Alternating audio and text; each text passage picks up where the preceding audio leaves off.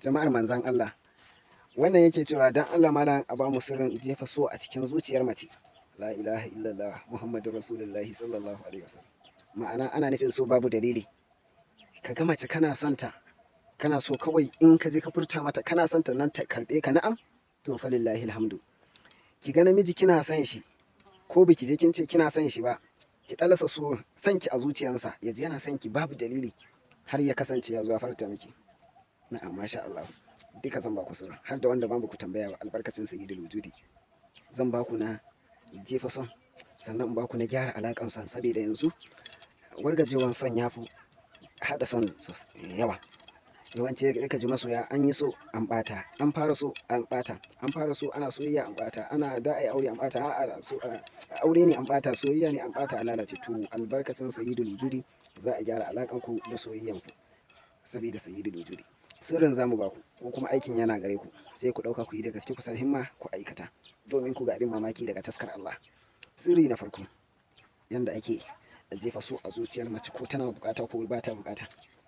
Abin da nake so da kai, ka samu gidan tururuwa, ka ɗebo ƙasan kan gidan tururuwa wanda take tara ƙasan nan. In ka je ka ga wanda bata tara ƙasa a gidan ba, kar ka ɗebo, ka ɗebo wanda ta tara ƙasa a sama, sai ka zo ka tankaɗe shi ya zama yayi gari, sai ka zuba shi a gabanka, ma'ana akan wani abu kenan, ko irin faranti haka ko kuma wani takarda haka, ka baza shi a gabanka, sai ka rubuta sunanta, ka rubuta sunanta, ka ƙara rubuta sunanta, ka ƙara rubuta sunanta a cikin kan wannan ƙasan, a ce ka rubuta sunanta su 7.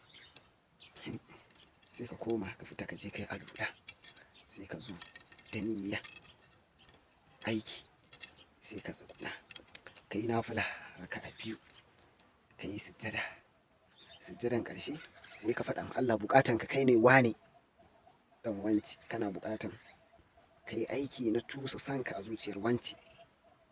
Kai niyyan nan tsakaninka da Ubangiji, ka tabbatar niyyan ta jaddada a zuciyanka kuma Ubangiji ya fahimci me kake nufi. Duk da shi masanin fili da zahiri ne, baɗini da zahiri, amma ka faɗa, wannan shine tabbacin niyya. Innamal a'malu binniyati, kuma yana samun asali a yayin niyyan. Kai niyyan zaka yi sai ka samu asalinta. Ubangiji sai ya taimake ka, inda niyyan ka karfafe ta, Allah zai karfafa wannan niyyan naka, burinka ta cika.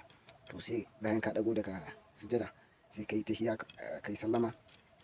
Laziminka shine innahu ala raj'ihi laqadir, zaka karanta da safe.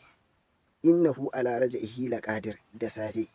Innahu ala raj'ihi laqadir da safe. Ƙasan na gabanka kake wannan lazimi. Innahu ala raj'ihi laqadir da safe.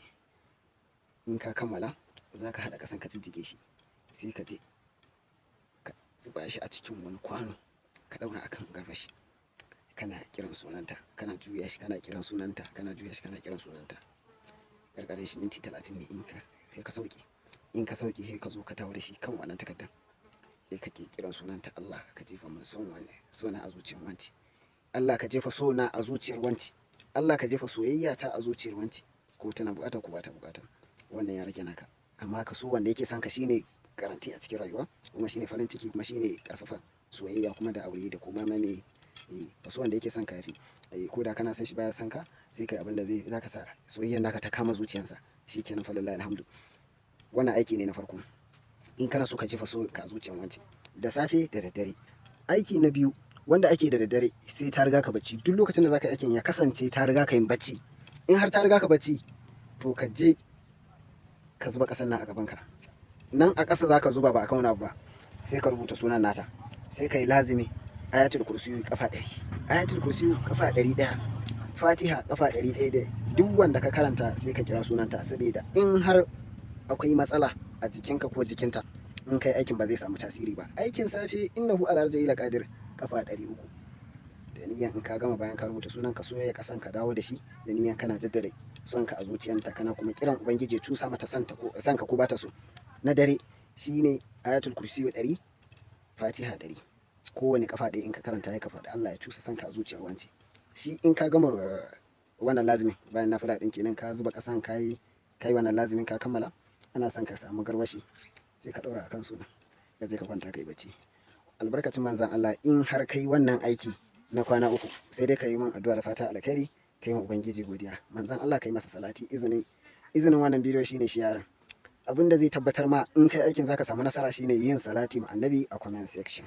Albarkacin Sayyidul Wujudi wa nanazzilu ma huwa shifa'un wa rahmatul lil mu'minin. Mu ne kowa fatan alkhairi. Masha Allah.